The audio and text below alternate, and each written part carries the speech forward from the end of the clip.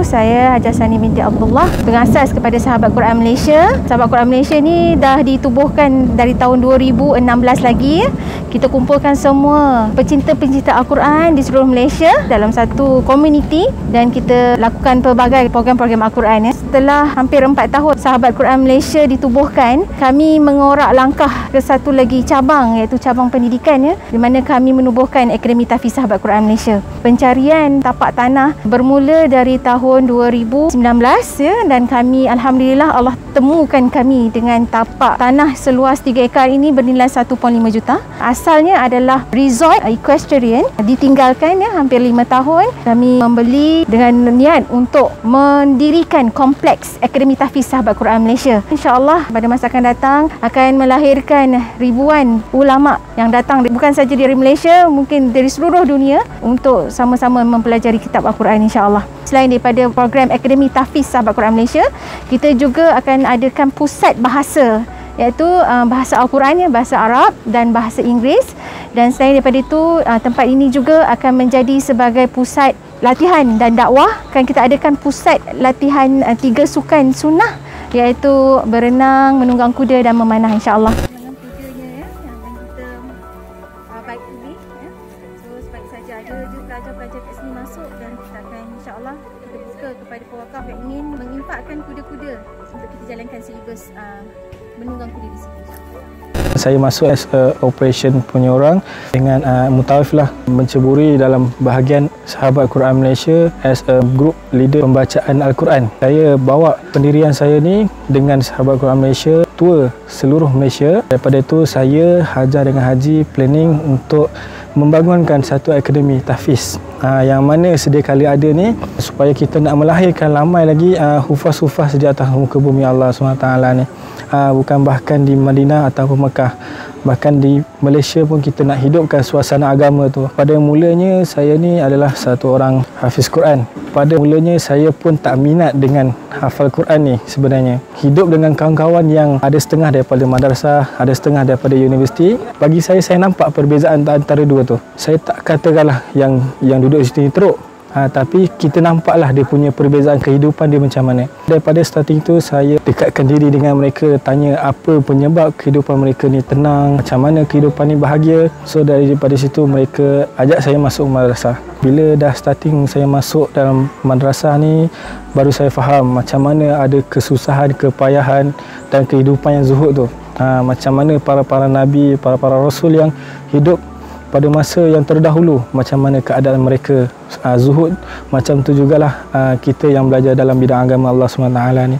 Kompleks ni kita akan bangunkan beberapa source income untuk kita jadikan sebagai pendapatan bulanan untuk kita melahirkan lapisan para hufaz ini. Antaranya kita akan buka kedai sebanika dan kita akan buka kafe di sini insyaAllah. InsyaAllah juga kami akan mengadakan satu site rekreasi homestay di samping berehat, dapat melihat macam mana kehidupan seorang hufaz sehari-hari. So daripada mereka bangun seawal 4 pagi untuk tahajud, senario yang akan dapat dilihat ialah bila bangun pagi, tetamu-tetamu di sini akan melihat para hufaz dengan pakaian putih mereka berjubah ke surau membuat bacaan masing-masing. Keindahan alam semula jadi yang ada dekat tanah ini.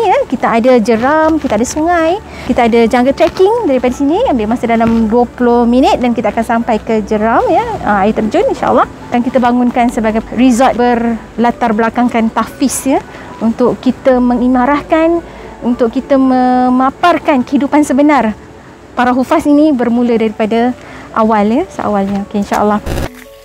Tanah ni seluas 3 ekar yang dah ada buah-buahan, dah ada dusun dia. Kita ada pokok durian, pokok pulasan, manggis, musim ni jenuh makan buah, ciku, alhamdulillah. So rezeki untuk anak-anak tahfiz lah, siapa yang tinggal di sini. Pulasan macam ni dah boleh ambil sebenarnya. Kita jangan tunggu hitam, nanti dia dah terlalu sulai. Kita ada ni rumah untuk warden dan guru lelaki. Okey, ke sini lelaki sajalah. Belah sini semua lelaki, pelajar lelaki, dan belakang depan sana pelajar perempuan. Setakat ni kita ada 6 unit rumah yang akan kita buka kepada warga emas yang ingin mendalami Al-Quran dan akan duduk di sini bersama dengan Ahlul Quran ya. Kita ada Akademi Tahfiz Al-Quran Malaysia bersama dengan pelajar-pelajar untuk belajar di Akademi Tahfiz Al-Quran Malaysia. So ada 5 maksudnya ada 6 tapak rumah berbumbung A ni kita buka untuk sesiapa yang berhajat untuk stay sini dan berwakaf bersama kita. Nama saya Abdullah Faisal, undangan di sinilah penaung macam tu. Saya kenal SQM ni berapa tahun dah ni. Saya sangat-sangat tertarik misi mereka lah. Misi mereka membawa Al-Quran ni dan juga menunaikan hak Al-Quran. Al-Quran ni Allah Ta'ala kata fadlu kalamillah ala sairil kalam kafadlillah ala khalqih. Maknanya apa? Kelebihan perkataan Allah ni di atas perkataan-perkataan yang lain ni, dia adalah seperti mana kelebihan Allah ni di atas semua makhluk Allah Subhanahu Wa Taala. Islam ni pun dia bergantung kepada penyebaran Al-Quran. Apa saja yang dihubungkan Al-Quran ni jadi mulia, kan? Macam guru-guru saya kata, kalau batu tu walau dia digunakan untuk membina masjid, guna untuk membina madrasah, apa benda yang kaitan dengan agama ni jadi mulia daripada batu-batu lain. Macam malam kan, setiap malam sama, tapi ada satu malam yang lebih baik dari malam lain yang kita kenal sebagai apa? Lailatul Qadar. Lailatul Qadar kenapa jadi mulia? Kenapa dia lebih baik? Sebab Allah kata Lailatul Qadar ni malam ni dituruni Al-Quran. Jadi dekat sini di akademi ni kita pun belajar juga, kan? InsyaAllah nanti akan ada kelas bahasa Arab, ada kelas tafsir. Jadi selain dari baca saja, menghafal saja, kita akan belajar Al-Quran. Lepas kita baca dan kita belajar Al-Quran, kita perlu melaksanakan. Kita nak wujudkan pelajar-pelajar datang sini ni mereka seperti Al-Quran dalam diri mereka. Seperti mana sahabat Nabi ni pernah tanya pada Aisyah, isteri Nabi, kan, bagaimanakah akhlak Rasulullah. Jadi Aisyah kata Al-Quran. Al-Quran lah akhlak Rasulullah sallallahu alaihi wasallam. Maknanya apa? Melihat Al-Quran itu dalam diri Nabi. Kalau tengok Nabi, itulah Al-Quran. Pondok-pondok lain ke madrasah ataupun universiti ataupun mana-mana institusi cuma meraihkan. Kita kena banyakkan. Tak kisah hal satu kampung ni pun 3 atau 4. Sebab kita orang pun ramai. Kita nak banyakkan madrasah dan kita nak, kalau boleh, nak timbulkan kesedaran tentang kelebihan menghantar anak-anak ke madrasah, ke akademi macam ni, ke pondok, kan, untuk mendalami agama. Kalau ada harta atau ilmu, kita tinggalkan ilmu. Kita tinggal ilmu pada anak kita. Bila kita tak ada nanti, ilmu ni jadi apa? Ilmu ni akan jadi amal jariah kita juga. Dan ilmu ni sebenarnya akan jaga dia. Kita kena timbul kesedaran supaya kita dapat berjaya dunia akhirat, insya-Allah. Sebagai seorang ibu dan juga mempunyai 2 anak yang belajar di tahfiz, saya merasakan suasana di sini sangat-sangat menepati cita rasa sebagai seorang ibu dan seorang pelajar untuk menuntut ilmu ataupun menghafaz Quran di sini. Suasana yang sangat permai, damai, hijau dan sangat tenang. Dan ini adalah satu tempat yang memang memberi inspirasi kepada semua orang dan ketenangan untuk semua orang untuk menghafal. Dan insya-Allah dia memberi satu rasa dan juga aura yang hanya siapa saja yang melaluinya akan tahu. Kalau mengikut pengalaman saya adalah pengasas PMDS, Pondok Moden Darussalam Sejangkang, di mana saya dapat merasakan bahawa apa yang diimpikan oleh Hajah Sani ini akan menjadi kenyataan. Saya amat rasa terharulah apa yang Puan Hajah Sani ingin buat untuk memperkasakan Al-Quran. Sebenarnya yang membangunkan ni selalunya asas-asas ni ada individu, tapi nak maintain benda tu, kalau boleh kan masyarakat ambil tanggungjawab.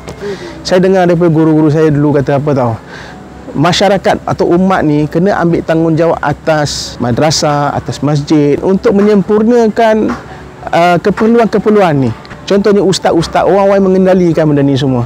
Ulama kata umat kena sedar, kena ada kesedaran supaya mereka menyumbang kepada institusi-institusi akademi ataupun apa macam akademi ni juga memerlukan sumbangan ni semua, kan, untuk membangunkan infrastruktur dia semua. Alhamdulillah dah ada sikit, tapi kita perlu lagi sumbangan-sumbangan. InsyaAllah bila kita sedekah untuk agama ni, dia tidak ada kerugian. Benda yang disedekahkan akan jadikan bangunan, akan jadikan tempat-tempat manfaat. Bila dia meninggal, orang guna tempat tu, apa akan jadi? Pahala akan mengalir terus dalam kitab amalan dia. Walaupun dia dah mati, dia tak hidup, dia tak buat amalan, dia tak baca Quran, tapi orang yang telah guna tempat untuk agama, kan, untuk madrasah, untuk tahfiz, orang yang belajar kat situ, pahala bacaan Quran semua sampai kat dia. Itu yang alim ulama kata, akhirat nanti ada orang jumpa Allah, Allah kata kat dia, untuk kau ada pahala 1000 orang pergi haji. Dia pun heran, macam mana aku dapat benda ni semua? Dia kata melalui amal jariah yang kamu buat. yang kamu telah menyumbang di sana sini, hasil daripada itu orang telah mengguna manfaat itu, manfaat daripada apa yang kamu sumbang itu, dan mereka telah jadi hafiz, mereka telah pergi haji, mereka telah pergi umrah, pahala mereka telah masuk dalam kitab kamu, dan mereka pula buat amal jariah lain. Pahala amal jariah mereka pun kamu kumpul juga dalam kitab kamu. Itulah kelebihan kita bila kita menyumbang untuk agama Allah SWT. Pahala kita sentiasa mengalir walaupun kita dah tak ada dah. Kan? Jadi apa salahnya kalau kita menyumbang sikit harian, sikit pun tak apa. Janji kita istiqamah insya-Allah. Allah kabul insya-Allah. Saya ingin mengalu-alukan kepada semua sahabat di luar sana yang ingin berkongsi rezeki bersama kami di Akademi Tahfiz Sahabat Quran Malaysia dalam kita melahirkan generasi Al-Quran, untuk berwakaf bersama Akademi Tahfiz Sahabat Quran dengan hanya serendah RM100 untuk satu lot, iaitu 10 kaki persegi ya, untuk berwakaf bagi kita menampung pembiayaan untuk kita membayar tanah dan untuk kita membuat pembangunan di sini bagi membangunkan kompleks Akademi Tahfiz Sahabat Quran Malaysia. Kepada siapa yang berhajat untuk berwakaf bersama kami, boleh layari kami di Facebook ya, Sahabat Quran Malaysia. Di situ segala maklumat tentang aktiviti daripada awal hinggalah current aktiviti yang berlaku di Akademi Tahfiz Sahabat Quran Malaysia.